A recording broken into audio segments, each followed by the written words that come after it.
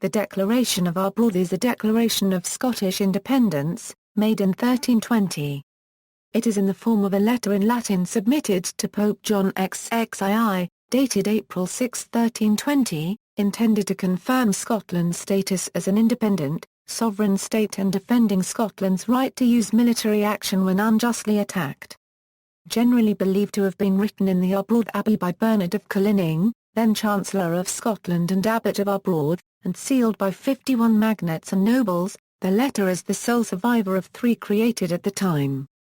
The others were a letter from the King of Scots, Robert I, and a letter from 4 Scottish bishops which all presumably made similar points.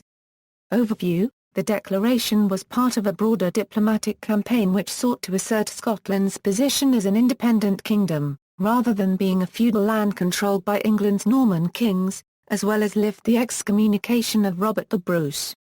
The Pope had recognised Edward I of England's claim to overlordship of Scotland in 1305 and Bruce was excommunicated by the Pope for murdering John Cummin before the altar in Greyfriars Church in Dumfries in 1306. The declaration made a number of rhetorical points, that Scotland had always been independent, indeed for longer than England.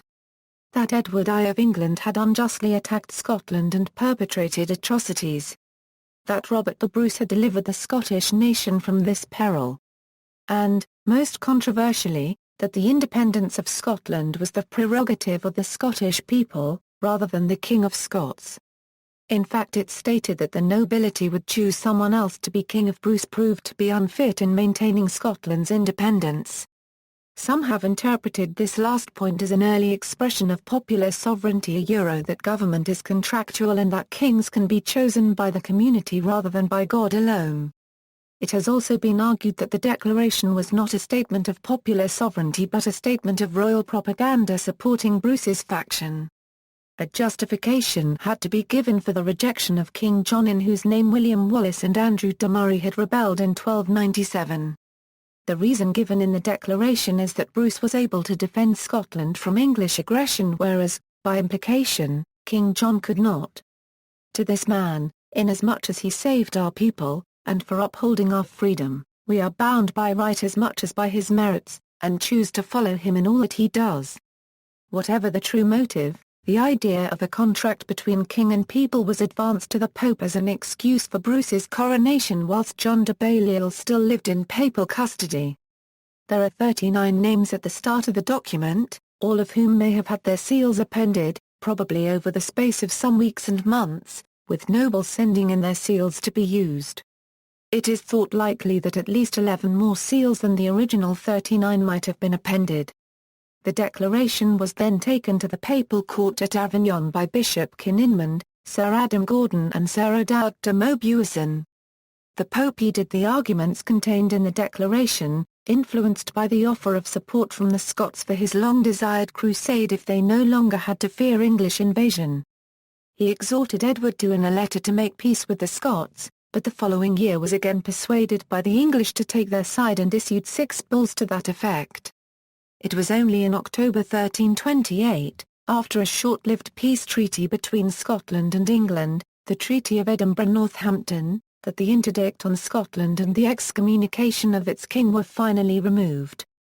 The original copy of the declaration that was sent to Avignon is lost. A copy of the declaration survives amongst Scotland's state papers, held by the National Archives of Scotland in Edinburgh.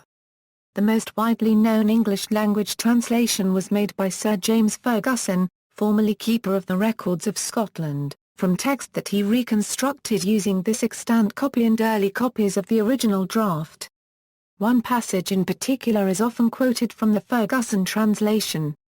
"For, as long as but 100 of us remain alive, never will we on any conditions be brought under English rule. It is in truth not for glory, nor riches, nor honours that we are fighting, but for freedom, for that alone, which no honest man gives up but with life itself."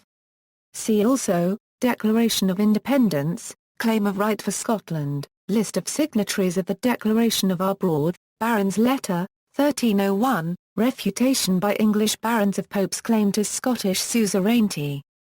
References. External links, Declaration of Arbroath on National Archives of Scotland website.